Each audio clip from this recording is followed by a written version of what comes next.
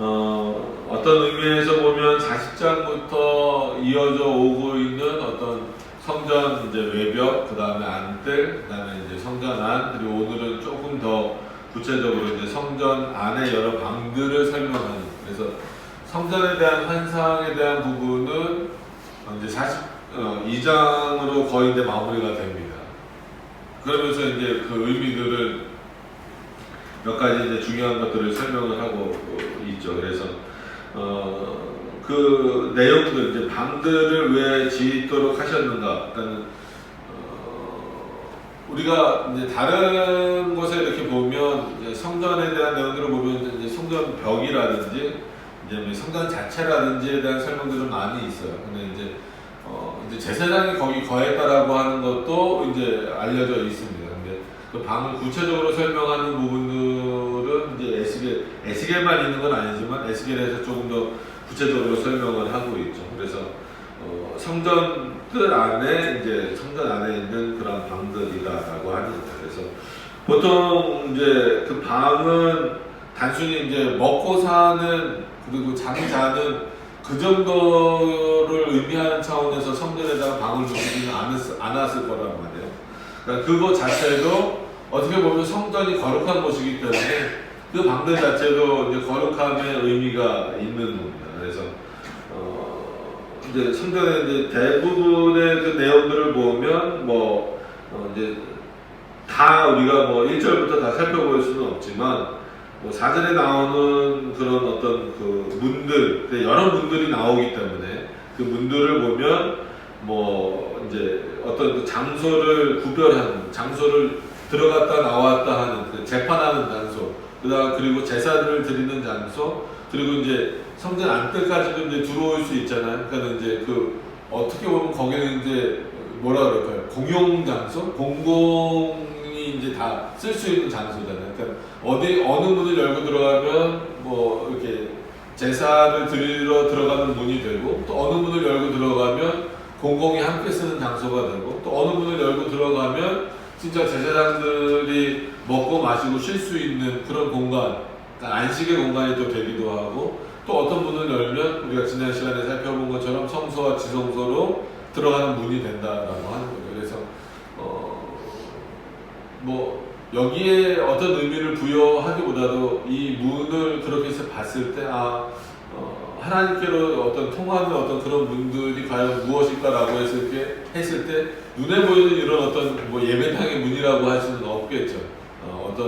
우리의 신앙의 차원에서 여러 가지로 구별할 수 있는 삶의 현장에서 그러나 그 모든 문들은 결국은 누구를 통하여서 허락되어지고 누구를 통하여서 지어졌느냐라고 했을 때는 하나님을 통하여서 지어졌다라고 합니다. 그러니까 그 문의 의미가 여러 가지입니다. 그러니까 오늘은 이제 방을 설명한다라고 해서 방만 들어가는 문은 아니란 말이에요.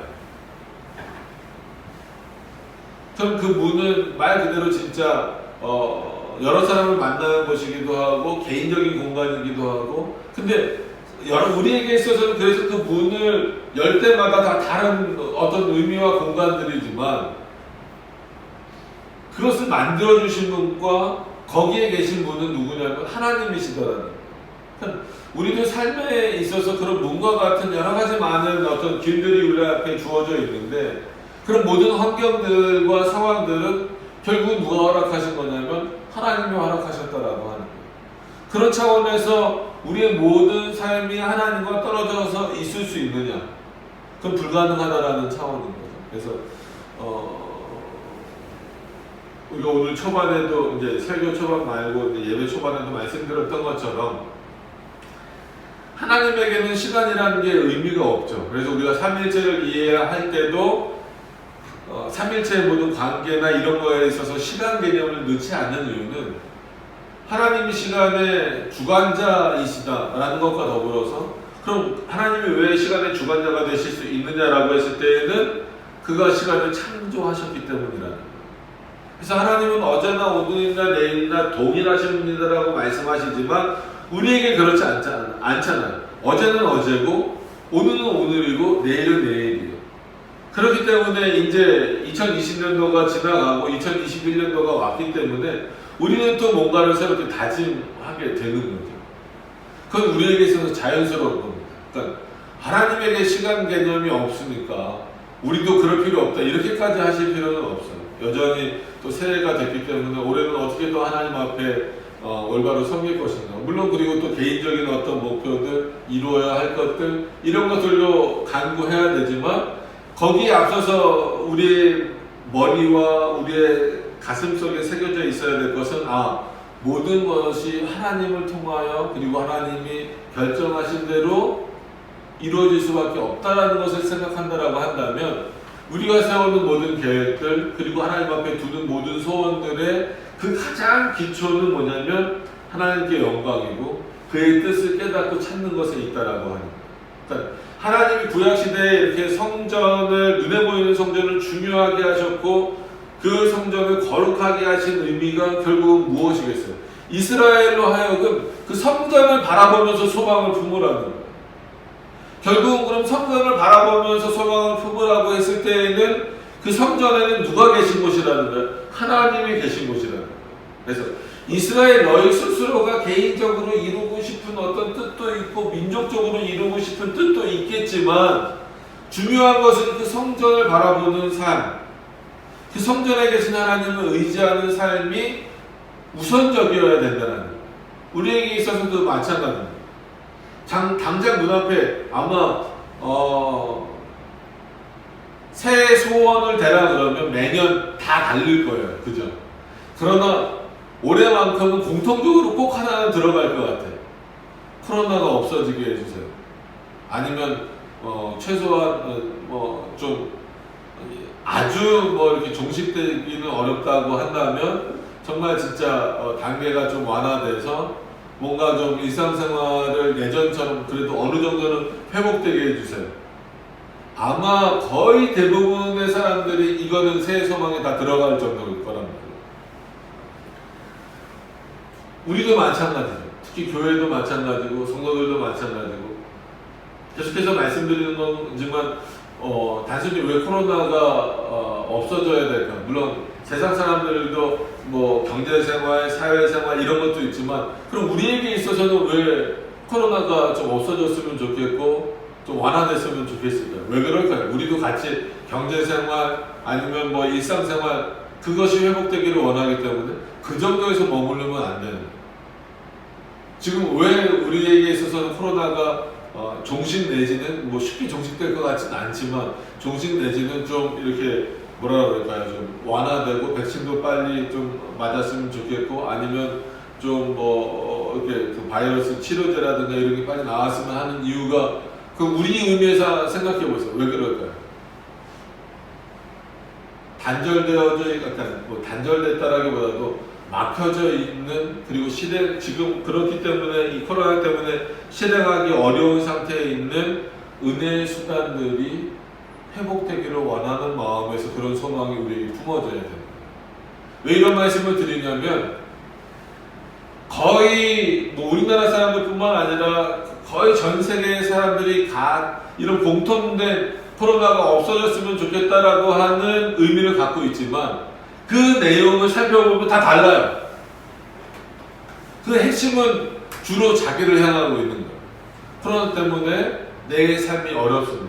코로나 때문에 뭐가 어렵습니다. 근데 정작 그리스도인에게 코로나 때문에 뭐가 어렵습니까? 다른 것도 어렵지만 제일 어렵고 힘든 부분은 하나님이 허락하신 은혜의 수단들을 우리가 지금 제대로 사용할 수 없다라는 것. 그게 그리스도인들에게는 제일 힘들고 마음 아프고 그렇기 때문에 회개하고 하나님께 올바로 돌아가려고 하고 다시금 하나님이 계신 그 성전을 바라보듯이 하나님을 바라볼 수 있는 그 하나님께 소망을 줄 수 있는 그런 모습이어야 된다는 거예요. 마치 여러 문들을 열 때 그 문을 열고 어디를 바라봐야 될 것인가에 대한 문제입니다.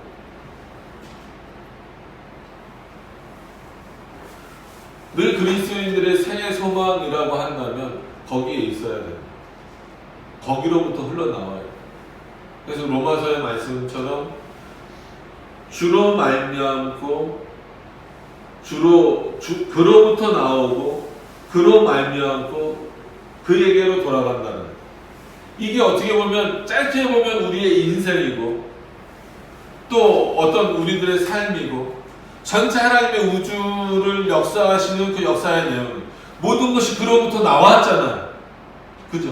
저도 그렇고 여러분들도 그렇고 이 모든 세상의 만물들이 그로부터 나왔어요. 그로 인하여 살아가고 있습니다. 그 삶이 어떻든지 간에 어떤 상황을 걸어가고 있든지 간에 그리고 그에게로 돌아갈 거예요. 특히나 우리들은 구원이라고 하는 그 아주 중요한 방식을 통하여서 하나님께로 돌아가게 된다는 거예요. 그렇기 때문에 우리들의 전체 삶의 목표는 구원이지만 세세하게 이 땅에 살아가면서는 우리가 당장 필요한 것, 당장 얻고자 하는 것들이 내 목표고 꿈입니다라고 하면은 뭘 부정하는 게 돼버리냐면 그로 말미암고라는 부분이 부정된다는 거예요. 그래요. 내가 구원이라는 것을 목적으로 삼고 목표로 삼고는 있지만 이 땅에서만큼은 내가 원하는 삶을 살고 싶습니다라는 게 어떤 면에서는 또 한편의 그리스도인들의 삶의 모습이잖아요. 어떤 사고고. 그러나 우리는 그러면 안 된다. 그로 말미암고라는 것은 모든 삶의 부분들이 하나님과 떠나서는 하나님과의 그 밀접한 관계를 떠나서는 살 수가 없다라는 거예요. 그렇기 때문에 여러분 2021년도에 소망을 가지셔야 돼요. 그러나 그 모든 소망도 결국은 하나님께 영광을 돌리고 또 하나님 앞에 올바로 살고자 하는 그 모습들이 기초가 되고 기준이 되어서 여러분들의 개인적인 소망들이 하나님 앞에 드려져야 된다라고 합니다. 그러니까 개인적인 소망을 하지 말라는 게 아니에요. 그러면 또 없잖아요. 아무런 또 뭔가 그것도 잘못된 신앙으로 흘러가는 거예요. 개인적인 소망을 갖되 그거보다 앞서서 이것이 과연 하나님 앞에 영광된 것인가 올바른 것인가에 대한 내용들을 늘 고민해야 돼요. 그래서 그리스도인들은 그런 차원에서 늘 기도하고 늘 자기를 돌이켜보고 또 이것이 하나님께 올바른 일인가 분별하고 말씀으로 분별하고 또 우리에게 허락하신 그런 어떤 그 신학적인 내용들을 분별하는 모습들이 끊임없이 있어요. 그런 노력들을 잠시라도 멈추면 인간은 언제든지 자신을 향하여 돌이켜 갈 수밖에 없고 자신을 향하여 돌이킨다는 것은 결국 죄악의 길로 갈 수밖에 없다라고 하는 거예요. 우리는 성전에서 이렇게 여러 방들을 만들어 놓으셨어요. 그래서 솔로몬 성전 그러면 보통 이제 성전을 바치고 있는 기둥들 있잖아요. 그런 기둥들을 뭐라고 비유가 됩니까? 보아스, 야긴 그러잖아요. 그건 이제 예입니다. 그러니까 솔로몬 성전의 예지 지금 그런 기둥이 있다라는 건 아니에요. 그러니까 이 당시 이 에스겔 당시에. 그러니까 그때도 결국은 그것을 보면서 이거는 한쪽은 보아스다, 한쪽은 야긴이다 하고 하는 그 의미가 뭐예요? 결국은 언약을 의미하는 거죠. 하나님의 약속을 소망하는 것이고 성전을 통하여서도 여전히 지금도 마찬가지예요. 우리가 이렇게 예배당에 나와서 하나님 앞에 예배드리는 이유도 어디에 있습니까?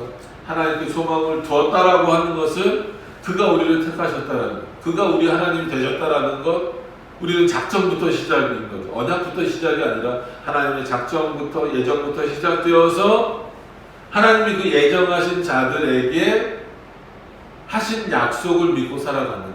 그게 언약 가운데, 은혜 언약 가운데 살아가고 있는 우리들의 올바른 모습이다라고 하는 거예요. 그런 차원에서 성전이 갖고 있는 의미는 하나님이 계신 곳, 물론 거기에 많은 의미들이 있어요. 지금도 마찬가지예요. 우리 마음이 성전이라고 하고 또 이렇게 우리가 함께 모여서 공예배를 드리는 이 모든 것은 하나님을 만나는 곳, 하나님을 만나는 시간이라는 말이에요. 그래서 죄를 멈추는 시간이다라고 말씀드린 것만큼 또 반대적으로는 하나님께 영광 돌리는 시간이고 그 하나님을 통하여서 힘과 능력과 어떤 살아갈 수 있는 모든 동력들을 얻는 시간들이라는 거예요. 그러니까 그만큼 이 시간은 귀한 시간이에요. 오늘도 좀 그런 내용들 어떤 뭐가 어떻게 되고 방이 어떤 방식이고 3층으로 올라가면서 좁아지고 이런 것들을 그냥 좀 읽어보시면 될 것 같고 13절에 넘어가서 보시면 이렇게 되죠. 그가 내게 이르되 좌우 골방뜰 북편 남편에 있는 방들은 거룩한 방이라. 다른 방들은 속되다라는 게 아닙니다. 그 방은 거룩함에도 불구하고 또 거룩하게 구별하셨다라는 거예요. 그러니까 성전에 있는 방이잖아요. 그 성 안에 있는 방이란 말이에요. 그러니까 그렇기 때문에 거기는 전부 다 거룩할 수밖에 없어요. 그 거룩함이 유지될 수밖에 없는데 내가 또 거기서 북편과 남편에 있는 방들은 또 구별해서 거룩하게 했다라는 거예요. 왜냐하면 여호와를 가까이 하는 제사장들이 있기 때문이라. 여호와를 가까이 하는 제사장. 구약시대의 제사장의 역할은 단순히 백성들이 가지고 온 재물을 가지고 대신 제사를 드려주는 그 정도의 역할만 하는 것이 아닙니다. 먼저 자기가 깨끗해져야 되는, 먼저 자기가 거룩해져야 되는 거예요. 그것이 없으면 그것은 올바른 제사로서 하나님 앞에 드려지질 않는다라는 거예요. 그래서 우리가 만인제사장설이라고 하는 것은 어떤 면에서는 우리에게 참 귀한 의미입니다. 하나님 앞에 우리가 이제 구약의 어떤 그런 제사장을 통하여서 나가지 않을 수 있고 직접 하나님 앞에 나갈 수 있다라는 그런 차원에서 더 좋고 귀한 의미가 있지만 그러나 또 한편으로 보면은 여기 이런 의미들을 살펴보면 이제 우리는 각자가 하나님께 가까이 가는 삶이에요. 뭐 그렇다고 해서 구약시대 제사장을 통한다라고 해서 백성들도 하나님과 멀리 있다 이런 의미는 그렇게 생각하시면 안 됩니다. 그 이렇게 드려지는 방식에 있어서 제사를 드리는 방식에 있어서 제사장을 통하는 방식이었을 뿐이지 구약시대에도 하나님은 언제나 자신의 백성에게 가까이 가셨어요. 그런 차원에서 지금 우리는 만인 제사장설의 사고 안에서는 더 하나님과 가까이 밀접하게 되었다는 의미는 부정할 수 없는 거예요. 그럼 그 이유를 보세요. 만약에 여러분들 이렇게 만약 표현이 됐다라고 하면 그 다음에 뭐가 설명되어져야 조금 더 우리가 인식할 때 좋을 것 같아요.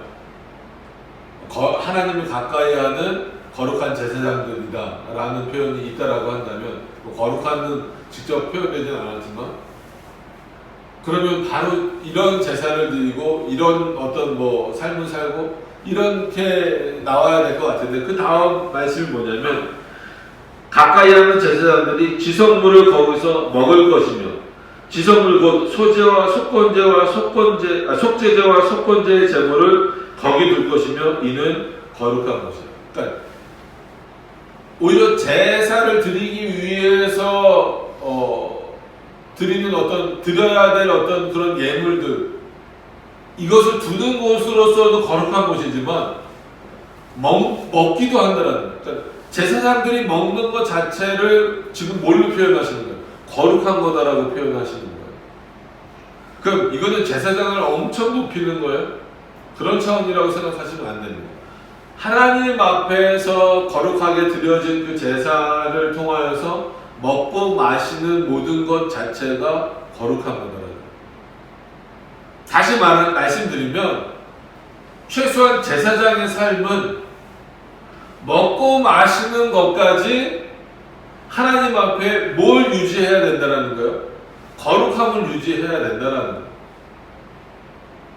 즉 다시 말해서 내가 이것을 먹고 안 먹고에 대한 문제가 내가 결정할 수 있는 문제가 아니라는 거예요. 과연 이 먹고 마시는 문제가 하나님 앞에 올바른 것인가? 거룩한 것인가? 그래서 레위기에 보시면 특히나 구약 성경에 뭐 여러 군데 언급되지만 특히나 레위기에 많이 언급되잖아요. 이것은 부정한 음식이고 이건 정한 음식이고 누구의 기준으로 그게 정해진 겁니까? 우리의 기준으로 정해진 거예요? 아니에요. 하나님이 보시기에 이것은 부정한 음식, 하나님이 보시기에 이건 정한 음식이다. 그렇기 때문에 너희는 뭘 먹으라는 거야? 하나님이 보시기에 부정한 음식을 먹는 것이 아니라 하나님이 보시기에 정한 음식을 먹으라는 거죠. 이게 거룩을 유지하는 거예요. 내가 먹고 싶은 거 먹는 게 아니라는 거예요. 최소한 하나님을 가까이 하는 자들은 지성물을 먹는다라고 하는 의미 자체는 뭐예요? 올바르게 하나님 앞에 드려졌던 그 예물들을 먹고 마시는 삶이어야 된다라는 거예요. 그게 어떻게 보면 여러분 그 주기도문, 예수님이 알려주신 그 주기도문에서 일용할 양식을 구한다라고 했을 때에 이스라엘 백성들이 마치 만나를 구하는 듯이, 어떻게 보면 이스라엘 백성들이 만나라고 하는 것을 직접 구하지 않았어요. 잘 생각해 보세요. 읽어보시고. 먹을 것을 그냥 단순히 구했어요. 우리가 굶어 죽겠습니다라고 했을 때 하나님이 생명의 양식으로서 내가 이것을 만나라고 하는 의미로 주셨다라고 하는 거예요. 그것을 먹고 마심으로 말미암아 이스라엘 백성들이 살 수 있었던 것처럼, 여러분 일용할 양식이 뭐예요? 그 안에 음식의 종류를 말하고 있지 않잖아요. 그럼 하나님이 말씀하시는 일용할 양식, 즉 예수님이 기도를 통하여서 알려주신 그 일용할 양식이 뭐겠어요? 우리의 거룩을 유지케 하는 내용이에요. 물론 구약시대처럼 정한 음식, 부정한 음식이 정해 있지는 않지만, 그래서 어떤 주처 문제, 즉 술을 먹고 담배를 피는 문제도 그런 차원에서 우리가 확인할 수 있는 거예요. 술이 거룩하냐 부정하냐의 문제를 따질 수는 없어요. 그럼 뭐 먹으라는 얘기는 그렇게 말할 수는 없는 거죠. 그럼에도 불구하고 그것을 먹었을 때 과연 우리의 거룩을 유지할 수 있느냐의 문제인 거예요. 주처 문제도 마찬가지고, 담배 문제도 마찬가지입니다. 과연 여기서 제사장들이 어떤 지성물을, 즉 어떤 음식을 먹었겠냐는 거예요. 그러니까 제사 드리고 남은 음식을 먹었다라고 생각하시면 안 됩니다. 남은 음식이 아니라 오히려 좋은 부위를 제사장에게 줬잖아요. 그러니까 제사장들 레위 지파는 늘 그냥 아주 기름지고 풍성한 음식을 먹어. 그게 아니란 말이에요. 하나님 앞에 드려진 그 거룩한 예물을 먹기 때문에 제사장들은 단순히 식탐 아니면 배고파서 이런 수준에서 먹는 것이 아니라 이것을 먹는 그 모든 과정들까지 뭐에 들어가는 거예요? 구별됨과 거룩함에 들어가는 거예요.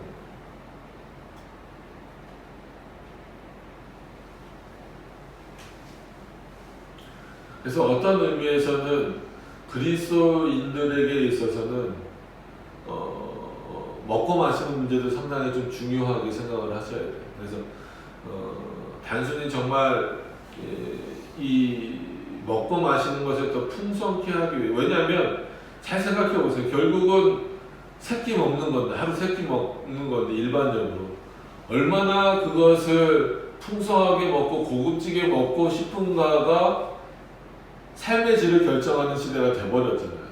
그게 오히려 그것을 뭘 먹느냐를 통하여서 계급이 나눠지기도 하고, 그죠? 계층이 나눠지기도 하고, 삶의 질이 나눠지기도 하잖아요. 그만큼 먹고 사는 문제는 우리에게 있어서 상당히 중요한 문제라는 거예요. 일반 사회에 있어서도. 그럼 하나님 앞에서도 그건 굉장히 중요한 문제입니다. 로마서 8장과 연결해서 보면 결국은 우리의 진정한 양식은 뭐예요? 그의 입으로부터 나오는 하나님의 말씀이 진정한 양식이에요. 그러면 이 제사는 구약에 드려졌던 이 지성소에서 드려졌던 그 예물들은, 지성물들은 어떤 음식이요? 하나님의 입으로부터 나오는 말씀과 똑같은 의미라는 거예요. 단순히 그게 지금 레위 제사장들의 입으로 들어가고 있을 뿐이죠. 그렇기 때문에 그들은 이 먹는 것을 통하여서도 거룩함을 유지하고자 했다는 거예요. 오해하시지 말아야 될 것은 그 음식 자체가 거룩한 건 아니에요. 우리가 신약 성경 아까 읽었듯이 예수님의 옷자락을 만졌다라고 해서 예수님의 옷 자체가 능력이 있다, 이렇게 설교하면 이해하시면 절대로 큰일 납니다. 예수님의 옷이기 때문에 가능한 거예요. 그리고 그 다음에는 뭐예요? 소제와 속건제와 속죄제의 제물을 거기에 두기 때문에, 왜? 하나님 앞에 드려질 예물이 있기 때문에 그곳은 어떤 곳이다라는 거예요? 단순한 방이 아니라 거룩한 곳이다라는 거예요. 그리고 14장에 제사장의 의복은 거룩함으로 제사장이 성소에 들어갔다가 나올 때는 바로 바깥으로 가지 못하고, 바깥은 누구를 만나는 곳이에요? 일반 성도란다. 일반 백성들을 만나는 곳이잖아요. 그리고 성전을 완전히 벗어나는 곳이잖아요. 거기로 가지 못하게 하기 위해서 안에 방을 만들어 놨다는 거예요. 왜 만들어 놨냐면 그 의복을 벗어두고, 즉 제사장의 의복을 벗어두고 밖으로 나가서 백성들을 만날 때는 다른 옷을 입고 나가라는 거예요. 왜? 그 제사장의 의복은 어떤 의복입니까? 하나님 앞에 제사를 드리기 때문에 거룩한 의복이에요. 그럼 왜 그 옷을 입고, 솔직한 얘기로 제사를 드릴 때 백성들이 옆에서 보잖아요. 볼 때는 그 거룩한 옷을 입고 있는 것을 볼 거 아닙니까? 이미 다 봐요. 보고 있음에도 불구하고 제사를 드리고 난 이후에 그 옷을 입고 그대로 백성들에게 나오지 말라는 거예요. 들어가서 너가 평상시에 입는 옷으로 갈아입고 누구를 만나라는 거예요? 백성들을 만나라는. 이미 다 봤음에도 불구하고. 왜 그럴까요? 뭐가 첫째로 예를 들어야 될지 모르겠지만, 그 순서를 정해야 될지 모르겠지만, 제사장 스스로가 교만해질 수도 있어요. 내가 이렇게 거룩한 옷을 입고. 그러니까 우리가 또 로마 가톨릭을 비판 안 할 수가 없죠. 그 멋진 가운 그 왕관 같은 거 쓰고 계속 그거 입고 다니잖아요. 미사를 드릴 때뿐만이 아니라 평상시에도 그거 입고 막 다니잖아요. 그러니까 사람들이 볼 때 거룩해 보이잖아요. 감히 범접할 수 없는 그런 모습처럼 보이잖아요. 스스로가 교만해질 수도 있어요. 제사장들. 또 다른 의미로는 백성들이 그거를 보고 누구를 더 신뢰하고 누구를 더 거룩하게 보고 누구 앞에도 무릎 꿇게 될 수밖에 없어요. 제사장들 앞에. 제사장의 역할은 누굽니까? 백성들이 누구 앞에 무릎 꿇기를 원하는 거예요? 자신 앞이 아니라 하나님 앞에.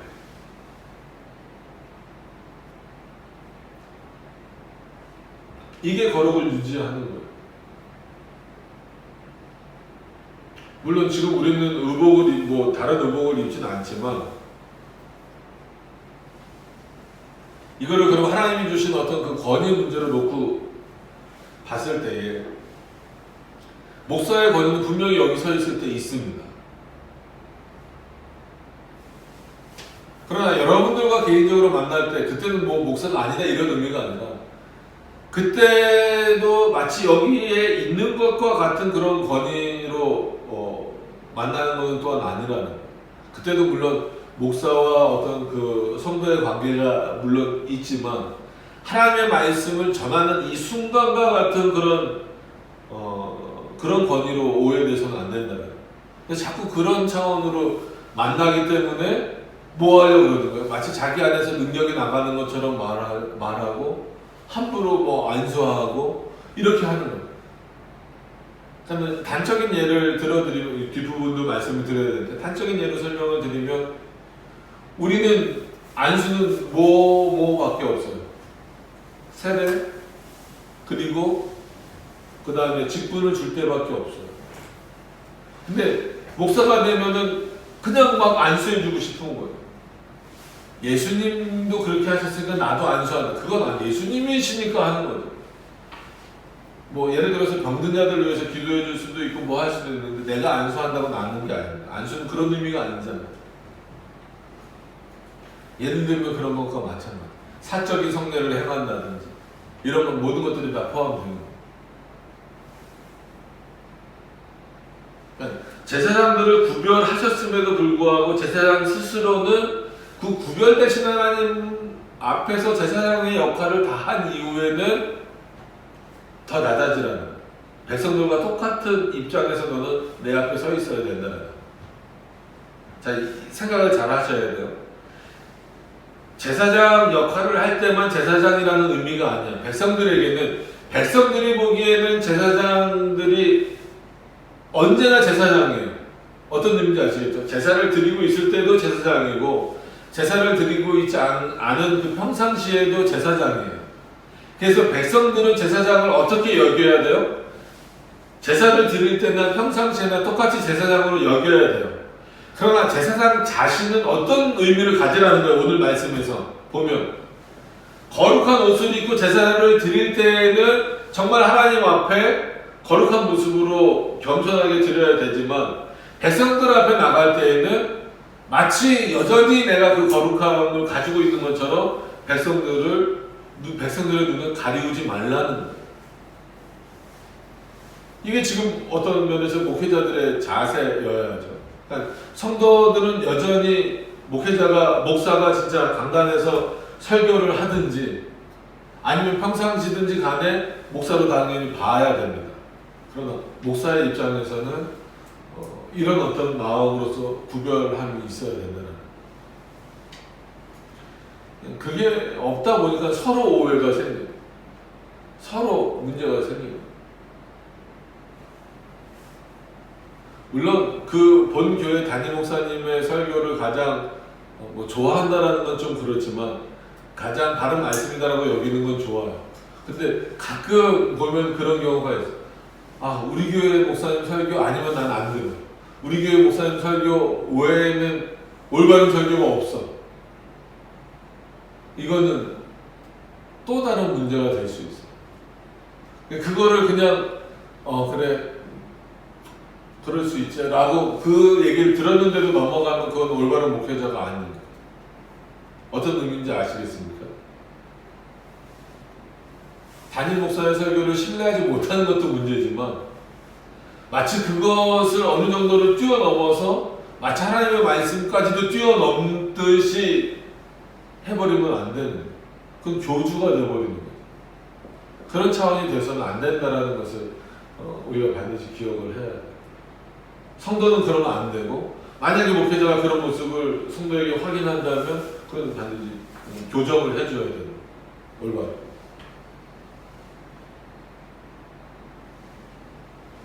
그런 부분들 하나하나가 오늘 이런 그 성전의 의미에서도 확인될 수 있는.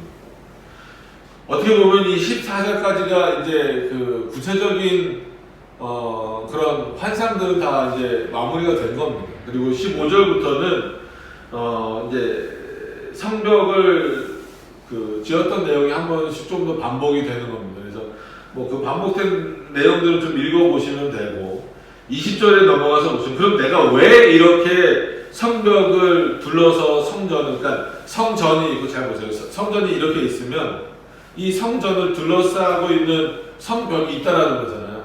그럼 내가 이 성전을 둘러싸는 이 성벽을 왜 만들었는가에 대해서 지금 하나님이 말씀하고 계시는 거잖아요. 20절 가서 오늘 이제 본문으로서 마지막 본문 9절인데 보시면 그렇게 표현됩니다. 그가 이와 같이 그 사방을 청량하니 그 사방 담 앞마당의 장과 광이 500척씩이라. 그 담은 거룩한 것과 속된 것을 구별하는 것이더라. 여러분 이거를 지금 문자적으로 적용하시면 안 됩니다. 그래서 뭐 예를 들어서 뭐 우리 교회로 말하면 저 현관문 안은 여기는 거룩하고 저 바깥은 속되다. 뭐 단순히 이런 논리로 적용하셔서는 안 됩니다. 그러나 이때는 분명히 그런 의미가 있다라는 거예요. 과연 성벽 밖에 성전을 둘러싸고 있는 성벽 밖에 거룩한 것이 있겠느냐? 하나님께 드릴 만한 것이 있겠느냐는 그 얘기는 뭐예요? 문화적이든 뭐든 간에 세상적인 것, 하나님이 허락하시지 않은 것을 성벽 안으로, 그 성전 안으로 갖고 들어오지 못하게 하시는 거예요. 갖고 들어오지 말라는 거예요. 그게 최소한의 뭐예요? 가림만, 분별할 수 있는 그 가림만, 뭐라 그럴까요? 기준이 딱 돼버리는 거예요. 내가 허락한 것만 어디 들어올 수 있다. 그 성벽 안에 있을 수 있다는 거예요. 하나님이 허락하신 것만 거룩한 거예요. 어떻게 보면 아주 냉철하고 분명하고 정확하고 엄밀한 구별입니다. 그죠? 지금 많은 사람들이 그래요. 조금 뭔가 이렇게 성경에 없는 것들을 하지 말자라고 말하고 뭐 지난 시간 이어서 좀 비슷한 표현이 될 수 있지만 성경에 없는 거 하지 말자라고 뭐 절기든 아니면 예배의 형태든 이런 것들을 말하면 그거 너무 심한 거 아니냐. 너무 그거 엄밀한 거 아니에요. 그래서 솔직한 얘기로 엄밀하다는 의미가 좋은 의미가 아니에요, 요즘에. 왠지 뭐 세상에서 표현처럼 꼰대 같고 뭔가 이렇게 뭐 고리타분하고 고집 같고 온고집 같고 뭐 고집을 부리는 사람들처럼 보여지는 그게 엄밀한 게 되어버린 거예요. 근데 여러분 구약시대 보세요. 그 엄밀함에 조금이라도 흠이 가면 하나님이 가만히 두시지 않았어요. 그리고 더 어떻게 하기를 원하시는 거예요. 더 엄밀해지고 더 거룩해지기를 원하시는 거잖아요. 하나님이 허락하신 것 외에는 이 성벽 안으로 들어오지 못하도록 하시는 거예요. 오늘 이 말씀을 보세요. 왜 세웠냐면, 왜 성전을 둘러싸서 성벽을 세웠냐면 거룩한 것과 속된 것을 구별하기 위한 거예요. 너희 이스라엘 백성들이 성전 밖에서는 어떻게 사는, 니네 마음대로 살지 않느냐. 이방 문화도 접하고 심지어 우상도 섬기고 있지 않느냐. 그 세상이 거룩하냐? 그렇지 않아요. 여러분 우리가 속한 세상이 거룩합니까? 그렇지 않습니다. 세상 문화들 보세요. 거룩한 거 있어요? 없어요. TV를 틀어도 마찬가지고 우리가 접하는 모든 문화들 전부 다 거룩한 거 있습니까? 없습니다. 이슈가 되고 있는 뭐 동성애라든지 차별금지법이라든지 여러 가지 많은 문제, 그 거룩한 겁니까? 아니잖아요. 퀴어 문화라든지 이런 거 거룩한 겁니까? 젠더 문화라든지 이런 거 거룩합니까? 아니잖아요.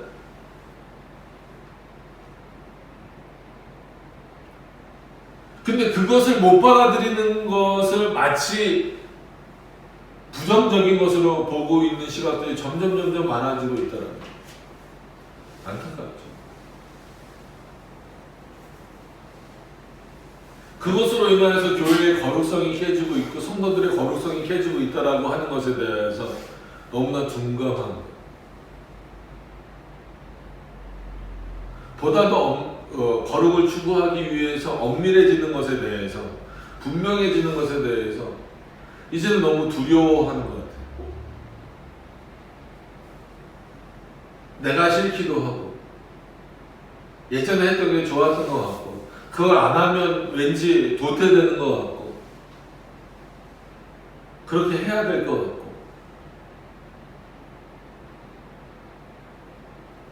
여러분 우리가 40장부터 지금 왔어요. 하나님이 진짜 돌 하나하나까지 그 규격까지 종류까지 다 말씀하셨잖아요. 그리고 제사법이 직접 언급되지 않았지만 레위기를 한번 읽어보세요. 정말 어떻게 뜨고 어떻게 뭐 버리고 어디 가서 버리고 어떻게 각을 뜨고 어떻게 불을 피우고까지 다 나오잖아요.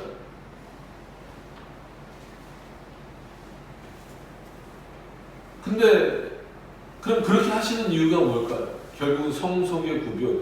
거룩함과 속된 것의 구별이에요. 그럼 왜 그렇게 구별을 하셨을까요? 모든 세상을 하나님이 다 만드셨는데 하나님이 모든 세상을 만드셨으니까 다 거룩합니까? 그렇지 않다라는 거예요. 그럼 최소한 어디에는 이 속된 것, 즉 세상 것이 들어오면 안 된다라는 거예요. 하나님 앞에 드려지는 그곳에는 들어오면 안 된다. 그럼 지금은 성전이 누구 개념이에요? 어떤 개념이에요? 물론 보이는 예배당 여기도 성전의 개념이 분명히 있어요. 그래서 이 보이는 예배당도 여러분 함부로 하셔서는 안 됩니다. 여기에 세상 문화를 끌어들여오면 안 돼요. 세상 것들을 갖다 놓으면 안 됩니다. 세상 것들의 어떤 프로그램들을 해서도 안 되는 거예요. 개인적으로도 마찬가지예요. 우리가 성전이잖아요. 하나님을 가까이 하는 자들이잖아요. 성속을 우리 안에서 구별할 수 있어요. 그러니까 그리스도인을 사는 게 그렇게 쉽지 않습니다. 우리 안에서 속된 것을 뽑아내버리는 일이 결코 쉬운 일이 아니에요. 그런 차원에서 십계명을 지키는 삶이 쉽지 않죠. 어렵습니다.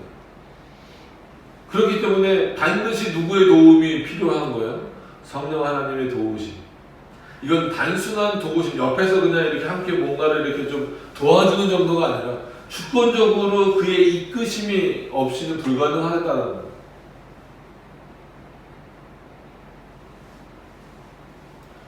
여러분 그래서 올 한 해도 우리가 더 거룩을 향하여 달려가야 되는데 여러분 능력으로 저와 여러분들의 능력으로 가능합니까? 절대 불가능합니다. 그럼 안 달려가실 겁니까? 그럼에도 불구하고 달려가야 되잖아요. 누구의 힘과 능력으로? 누가 주시는 힘과 능력으로? 하나님이 주시는 힘과 능력. 성부, 성자, 성령 하나님께서 주시는 힘과 능력으로 말미암아 우리는 이 성석을 구별하는 하나님께 가까이 있는 자로서 먹고 마시는 문제부터 교만의 문제까지 정직의 문제까지 하나님 앞에 거룩을 향하여 나아갈 수 있는 모습이어야 된다. 여러분 2021년도 또 다짐합니다. 잘 이루어질지 안 이루어질지는 모르지만 그죠? 하나님 앞에 더 거룩을 향하여 나아갈 수 있는 그런 모습으로 그 하나님 앞에 나아가기를 소망하는 마음으로 다시 한 번 더 다짐하는 마음으로 오늘 말씀을 함께 또 나눕니다. 여러분 각자 계획하신 부분들 있을 텐데 열심히 기도하셔야죠. 열심히 노력하셔야죠. 그러나 그것이 궁극적으로는 하나님의 영광을 위해서 그 내용 그럼 하나님의 영광을 위한 게 뭡니까? 라고 했을 때는 거룩을 이뤄 나가는 거예요. 그럼 거룩을 이뤄 나가는 게 뭡니까? 라고 했을 때는 성속을 구별하는 거죠. 성속을 구별하는 게 뭡니까? 라고 했을 때는 하나님이 허락하신 것만 한다라는 거예요. 그러기 위해서는 우리들의 삶이 더욱더 엄밀해질 수밖에 없다는 거예요. 결코 엄밀함을 추구해 나가는 것이 잘못된 것이 아니라는 거예요. 외벌수가 아니라는 거예요. 고집이 아니라는 거예요. 어떤 면에서 그런 신앙적인 고집은 필요하다라는 거예요. 그래서 올 한 해 더욱더 하나님께 가까이 가시는 그런 신앙의 삶의 모습들이 되실 수 있기를 간절히 바랍니다. 기도하도록 하겠습니다.